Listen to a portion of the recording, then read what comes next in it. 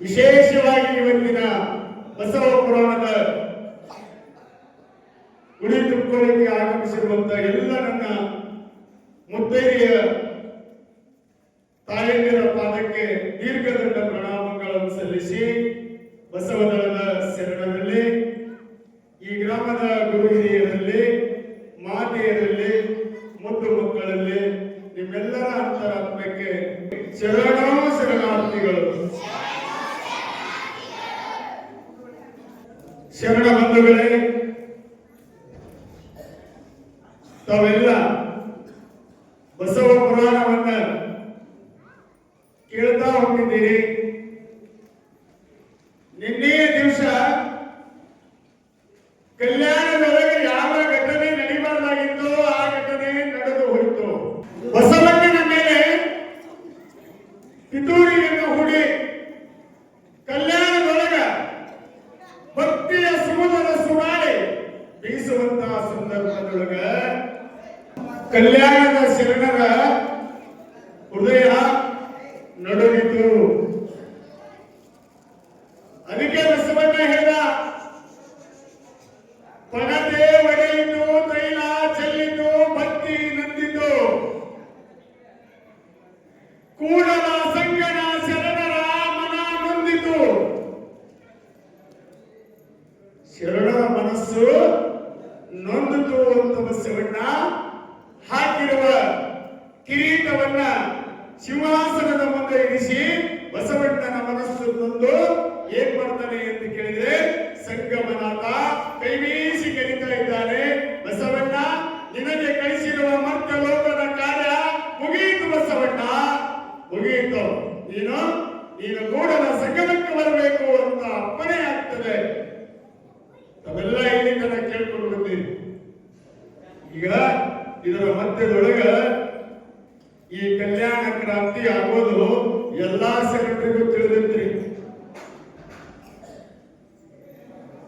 ಬಸವಣ್ಣ ಬಸವ ಕಲ್ಯಾಣವನ್ನ ಕಟ್ಟಿ ಭಕ್ತಿ ಎಂಬ ಕುಸುಮವನ್ನು ಬೀರಿ ನಾಡಿನ ಜಗತ್ತಿಗೆ ಜಾಹೀರ ಮಾಡಿರ್ತಕ್ಕಂಥದ್ದು ಒಬ್ಬ ಸಾಮಾನ್ಯವಾಗಿರ್ತಕ್ಕಂಥ ಮಹಿಳೆ ಹೇಳ್ತಾಳೆ, ಬಸವಣ್ಣ ನಿನ್ನಿಂದಲೇ ಉದಯ, ನಿನ್ನಿಂದಲೇ ಅಂತ್ಯ.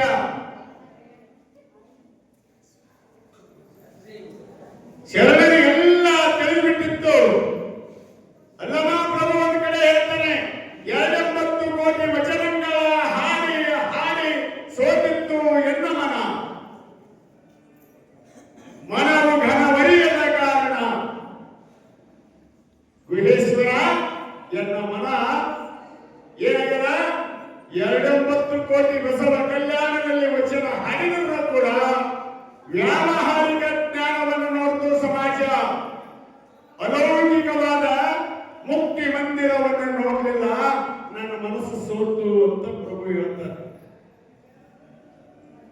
ಅಕ್ಕಮಾದೇವಿ ಸಜ್ಜಾಗ್ತಾರೆ. ಬಸವಣ್ಣನಿಗೆ ಹೇಳ್ತಾರೆ, ಅಣ್ಣ ನಾನು ಬಸವ ಕಲ್ಯಾಣಕ್ಕೆ ಬಂದು ಬಸವ ಕಲ್ಯಾಣದ ಅಡಿ ಇಟ್ಟ ಶರಣರ ಧೂಳಿ ಎಲ್ಲ ನನ್ನ ಮೈಗೆ ಸೋಟ್ಬಿಟ್ಟದಪ್ಪ. ಈ ಕಲ್ಯಾಣದೊಳಗ ಎಲ್ಲಾ ಶರಣರು ಮಣ್ಣನ್ನು ತುಳಿದಾರಲ್ಲ, ಆ ಮಣ್ಣಿನ ಕಣಗಳು ನನ್ನ ಮೈಗೆ ತಟ್ಟಿಬಿಟ್ಟಿದ್ದಾವೆ.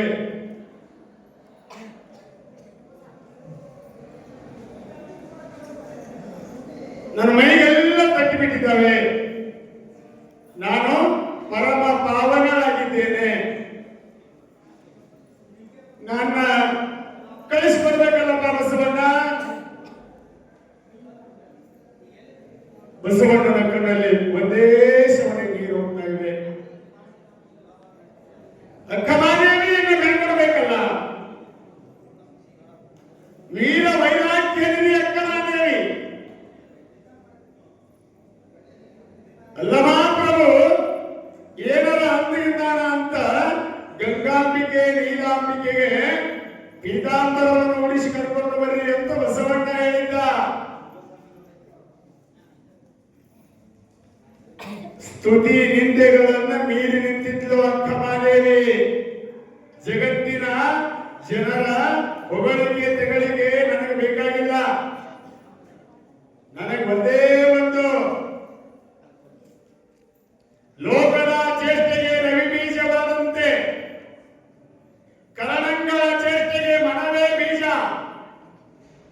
ಎನಗೆ ಉಳ್ಳುದು ಒಂದು ಮನ. ಆ ಮನವ ನಿಮ್ಮಲ್ಲಿ ಸಿಲುಕಿದ ಬಳಿಕ ನನಗೆ ಭಯ ಉಂಟೆ ಭವ ಉಂಟೆ ಚನ್ನಮಲ್ಲಿಕಾರ್ಜುನಯ್ಯ. ಅಕ್ಕನ ನಿಲುವು ಹೇಗಿದೆ? ಯಾವುದಕ್ಕೂ ಅಕ್ಕ ಮಾದೇವಿ ಚೆಕ್ಕಲಿಲ್ಲ ಬಗ್ಗಲಿಲ್ಲ. ಕಲ್ಯಾಣದ ಅನುಭವ ಮಂಟಪದ ಸಮಾಗಮವ ಬಿಡ್ತೀನಿ ವಿನಃ ಬಟ್ಟೆಯನ್ನು ಕೊಡೋದಿಲ್ಲ ಅನ್ನೋ ಅಕ್ಕ ಮಾದೇವಿ. ಕೊನೆಗೆ ಅಕ್ಕ ಮಾದೇವಿ ತನ್ನ ನಿರ್ಧಾರವನ್ನು ಹೇಳಿದಾಗ ಅನುಭವ ಮಂಟಪಕ್ಕೆ ಅನುವು ಮಾಡಿಕೊಟ್ಟರು ಶರಣರು. ಇವತ್ತಿನ ದಿವಸ ಅನುಭವ ಮಂಟಪವನ್ನು ತೊರೆದು ಎಲ್ಲಿಗೆ ಹೋಗ್ಬೇಕಾದಂತಹ ಸಂದರ್ಭ ಅಂತ ಕೇಳಿದ್ರೆ ತನ್ನ ಗಂಡನ ಮನೆಗೆ ಹೋಗ್ಬೇಕು ಅಂತ ಮುತ್ತೈದೆಯಾಗಿ ಆ ತಾಯಿ ಇವತ್ತು ಅಣಿಯಾಗಿ ನಿಂತಿದ್ದಾರೆ ಕಲ್ಯಾಣದೊಳಗೆ. ಬಸವಣ್ಣನಿಗೆ ಹೇಳ್ತಾರೆ, ನಾನು ಎಷ್ಟು ದಿನ ತವ್ರ ಮನೆಗೆ ಇರ್ಬೇಕಪ್ಪ, ನಾ ಎಲ್ಲಿ ಇರ್ಬೇಕು ಅಲ್ಲೇ ಇದ್ರೆ ಚಂದ, ನನ್ನನ್ನ ಹರಿಸಿ ಹಾರೈಸಿ ದಾರಿ ಎರೆದು ನನ್ನನ್ನ ಗಂಡನ ಮನೆಗೆ ಕಳಿಸು ಅಂತ ಅಕ್ಕ ಮಾದೇವಿ ಕೇಳ್ತಾ ಇದ್ದಾಳೆ. ಅಕ್ಕ ಮಾದೇವಿ ಗಂಡನ ಹೆಸರು ಏನಿವ ಯಾರಿಗೆ ಗೊತ್ತದ? ಇವ ಲಗ್ನ ಆಗಿಲ್ಲ ಗಂಡ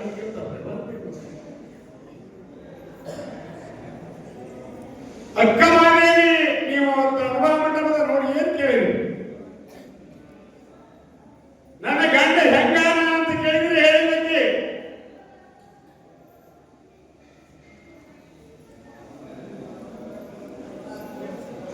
ಕುರುಹಿಲ್ಲದ ರೂಪಿಲ್ಲದ ಸುಳಿವಿಲ್ಲದ ವ್ಯಕ್ತಿಯಿಂದ ದೇಹ ತೋರದ ಎನ್ನ ಚಲುವಂಗೆ ನಾನವರದೆ.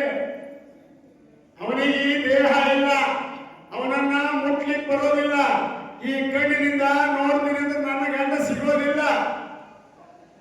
ನನ್ನ ಗಂಡ ಹೆಂಗಾನ ಅಂತ ಕೇಳಿದ್ರ ಅನುರೇನು ದುರ್ಗಾಷ್ಟಗಳಲ್ಲಿ ತುಂಬಿಕೊಂಡಾನ.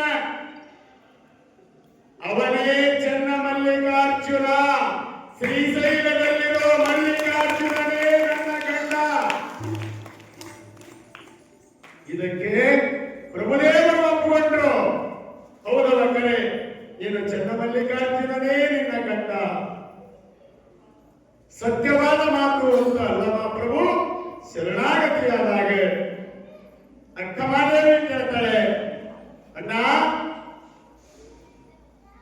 ಹುಟ್ಟಿದೆ ಅಸಂಖ್ಯಾತ ಶರಣರೊಳಗೆ, ಹುಟ್ಟಿದೆ ಅಸಂಖ್ಯಾತ ಶರಣರೊಳಗೆ ಸದ್ಭಾವವೆಂಬ ಹಾಲು ತುಪ್ಪವ ನೆನೆದು ನನ್ನನ್ನ ಬೆಳೆಸಿ ದೊಡ್ಡವರು ಮಾಡಿದ್ದೀರಿ.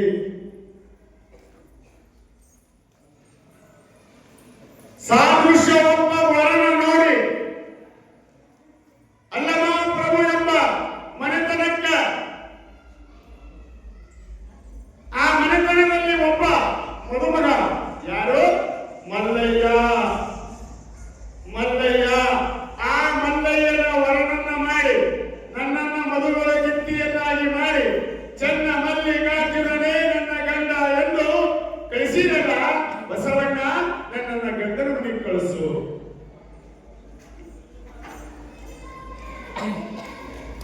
ಆ ಸಂದರ್ಭ ಅಕ್ಕ ಮಾದೇವಿಗೆ ಅಲ್ಲಿರ್ತಕ್ಕಂಥ ಎಲ್ಲ ಶರಣರು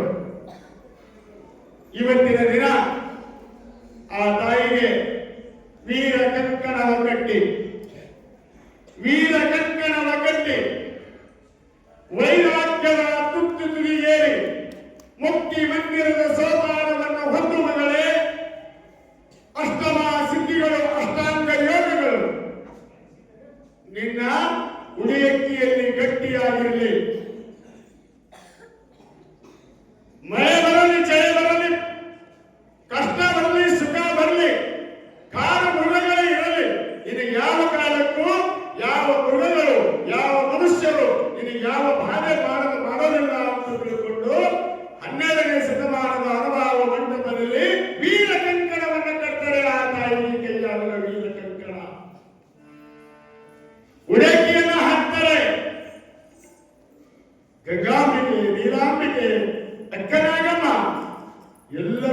ತಾಯಿಯನ್ನು ಕುಂದಿರಿಸಿ ಸಿಂಗರಿಸಿ ಆ ತಾಯಿಗೆ ಉಡಿಯಕ್ಕಿಯನ್ನ ಹಾಕಿ ಹುಟ್ಟಿದ ಮನೆಗೂ ಕೊಟ್ಟ ಮನೆಗೂ ಹೂವು ತಾರನಲ್ಲದೆ ಹುಲ್ಲು ತಾರನು ಅವತರಿಸು ಚನ್ನಮಲ್ಲಿಕಾರ್ಜುನಯ್ಯ ಬಸವಣ್ಣನ ಪಾದ ಸಾಕ್ಷಿಯಾಗಿ ಮೆಚ್ಚಿ ಒಳತನವ ಮಾಡುವೆ. ನಾನು ಅಣ್ಣ ಶರಣರಿಗೆ ಏನಿದಿರಲ್ಲ ನಿಮಗೆ ಮೆಚ್ಚಿಕೊಳ್ಳುವಂಗ ನನ್ನ ಗಂಡ ಚನ್ನಮಲ್ಲಿಕಾರ್ಜುನ ಎಲ್ಲರನೋ ಗೊತ್ತಿಲ್ಲ. ಹೂವಿನೊಳಗ ಅಡಿಗ್ಯಾನ, ಮುಳ್ಳಿನ ತುದಿಯೊಳಗದಾನ, ಆಕಾಶದೊಳಗದಾನ, ಭೂಮಿಯೊಳಗದಾನ, ಎಲ್ಲರೊಳಗದಾನ ಅಂತ ಗಂಡ ನನಗೆ ಕೈ ಬೀಸಿ ಕರೀತಾ ಇದ್ದಾನೆ. ಅಕ್ಕಮಾದೇವಿ ನಿಮ್ಮಲ್ಲಿ ಈಗ ಆಡಿದ ಮನೆಗಳು ಹಣೆಯಲ್ಲಿ ಕುಂಕುಮ, ಕೈಯಲ್ಲಿ ಹಸಿರು ಬಳೆ, ಕೊರಳಲ್ಲಿ ಮಂಗಲ ಸೂತ್ರ, ಕಾಲಲ್ಲಿ ಕಾಲಂಗಳು, ಇವು ಮುತ್ತೈದೆತನದ ಚಿಹ್ನೆಗಳು. ಅಲ್ಲಿ ಶರಣರು ಅಕ್ಕಮಾದೇವಿಗೆ ಯಾವ ಮುತ್ತೈದೆತನಗಳಿದ್ದು? ನಿಮ್ಮ ಹಣೆ ಮೇಲೆ ಕುಂಕುಮ ಕಾಣ್ತದೆ, ಕೊರಳಾಗ ಮಂಗಲ ಸೂತ್ರ ಕಾಣ್ತದೆ, ಹಸಿರು ಬಳೆ ಕಾಣ್ತವೆ, ಕಾಲಲ್ಲಿ ಕಾಲಂಕರ ಕಾಣ್ತದೆ, ನಿಮಗೆ ಮುತ್ತೈದೆ ಅಂತ ಅಂದ್ರು.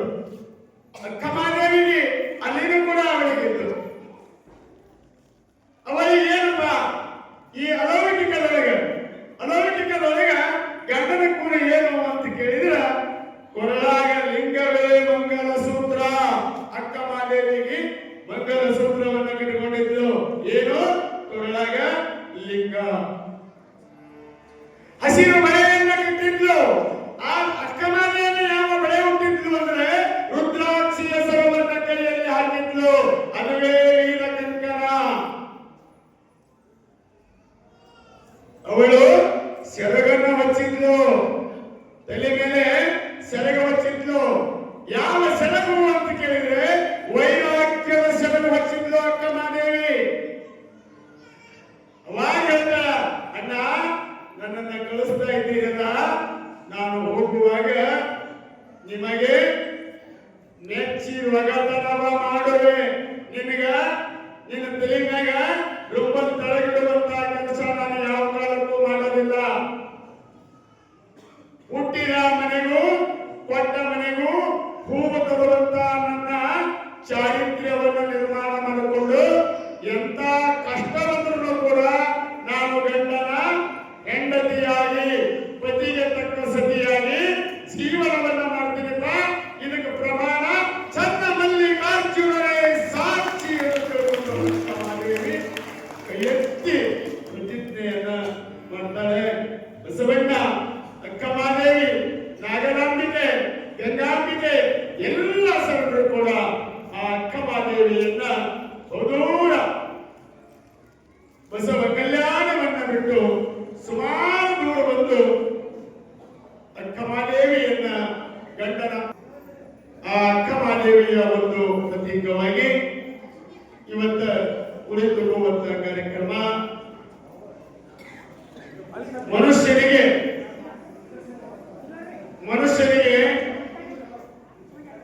ಎಲ್ಲಿ ಭಕ್ತಿ ಇರ್ತದೆ ಅಲ್ಲಿ ಅಗಾಧವಾಗಿರುವಂತಹ ಒಂದು ಶಕ್ತಿ ಬರ್ತದೆ. ಈಗ ನಾವು ನೇರವಾಗಿ ಕಾರ್ಯಕ್ರಮವನ್ನ ಪ್ರಾರಂಭ ಮಾಡಲಿದ್ದೇವೆ. ತಾವೆಲ್ಲ ಮುತ್ತೈದೆಯರು ಒಂದೆರಡು ಮಾತುಗಳನ್ನು ನೆನಪಿಟ್ಟುಕೊಂಡ್ರೆ ಸಾಕು.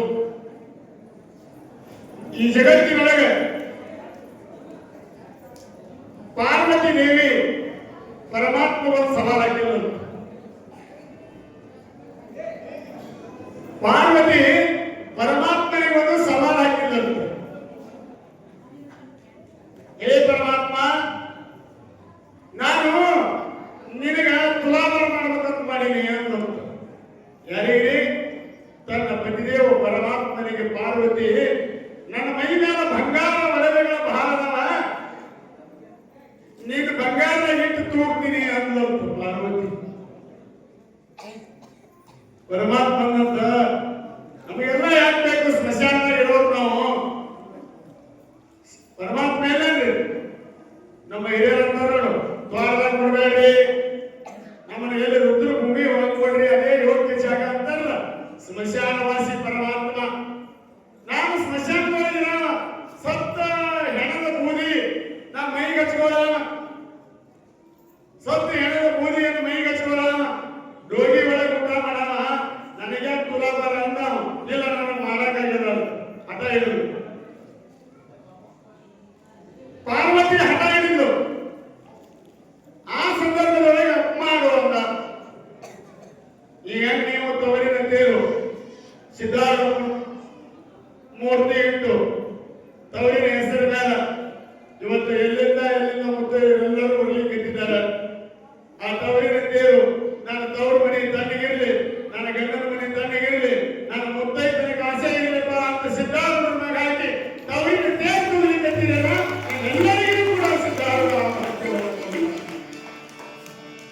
ಹಂಗ ಪಾರ್ವತಿ ದೇವಿ ಬೇಡಿಕೊಂಡು ತನ್ನ ಮೈನಾಗಿರ್ತಕ್ಕಂಥ ಬಂಗಾರ ಎಲ್ಲ ಒಂದು ಕಡೆ ಇಟ್ಲು, ಒಂದು ಕಡೆ ಗಂಡನ ಕುಂದಿರಿಸಿದಳು, ಶಿವನ್ ಕುಂದಿರಿಸಿದ್ರು. ಬಂಗಾರ ಇಟ್ಟು ಬಂಗಾರ ಹಾಕಿದ್ರು, ಅವೇನು ಶಿವ ಕಟ್ಟಲಿಲ್ಲ. ಹೇಗ ಕಟ್ಟಲಿಲ್ಲ ಶಿವ. ಅವಾಗ ಪಾರ್ವತಿಗೆ ಚಿಂತೆ ಆಯ್ತು, ಬಂಗಾರ ಇಟ್ಟಿದ್ದೀನಿ, ಶಿವನ ತೂಕ ಇದ್ದೀನಿ, ಶಿವಪ್ಪ ಹೇಳಲ್ಲ ಹೆಂಗ್ ಮಾಡ್ಲಿ ಅಂತ ಪಾರ್ವತಿ. ಇನ್ನೊಂದಿಟ್ಟು ಬಂಗಾರ ಅಂದ್ರು. ಏನಿದ್ದು ದೊಡ್ಡದೆಲ್ಲ ತಂದು ವೈಷ್ಣವಿ ಮಾಯಾ ಪಾರ್ವತಿ ದೇವಿ ಅಕ್ಕಿ ಏನ್ ಬಂಗಾರ ಕಡಿಮೆ ತಂದು ಇಡ್ಲಿ ಕಟ್ಟಿಲ್ಲು, ಗುಡ್ಡದ ರಾಶಿನೇ ತಂದು ತಕ್ಕಡಿ ಒಳಗಿಟ್ರು. ಶಿವ ಕಟ್ಟದ್ದು ಮ್ಯಾಗ ಹೇಳಿಲ್ಲ. ಕೊನೆಗೆ ನಾರದ ಮಹರ್ಷಿ ಬಂದ್ರು. ಪಾರ್ವತಿ ದೇವಿ ಕೇಳ್ತ, ನಾನು ನನ್ನ ಗಂಡನ ತುಲಾಭಾರ ಮಾಡ್ಲಿಕ್ಕತ್ತೀನಿ, ನನ್ನ ಆಭರಣ ಅಲ್ಲ, ಒಂದು ಪರ್ವತವನ್ನೇ ಬಂಡೆಗಳನ್ನೇ ಬಂಗಾರ ಮಾಡಿ ತಂದು ಇಟ್ರು.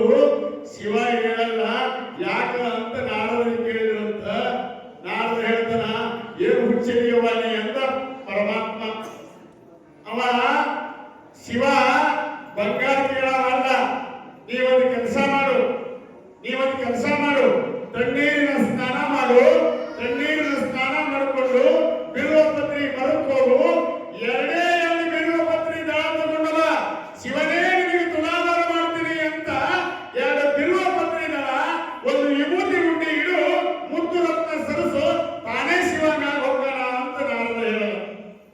ಇಷ್ಟು ಹೇಳಿದಾಗಲಿ ಆಕೆ ಹೋಗಿ ಮತ್ತೆ ಸ್ನಾನ ಮಾಡಿ ಎರಡು ಬಿಲ್ವಪತ್ರಿ ದಳ ತಂದು, ಒಂದು ವಿಭೂತಿ ತಂದು, ಶಿವನೇ ನಾನು ಅಧಿಕಾರದಿಂದ ಸಂಪತ್ತಿನ ಅಹಂಕಾರದಿಂದ ನಿನ್ನ ತುಲಾಭಾರ ಮಾಡ್ತೀನಿ ಅಂತ ಮಾಡಿದ್ದೆ, ನಾನು ಭಕ್ತಿಯಿಂದ ನಿನ್ನ ತುಲಾಭಾರ ಮಾಡ್ತೀನಿಪ್ಪ. ಏನ್ ಇಡ್ತೀನಿ ಅಂದ್ರೆ ಒಂದು ಬಿಲ್ವ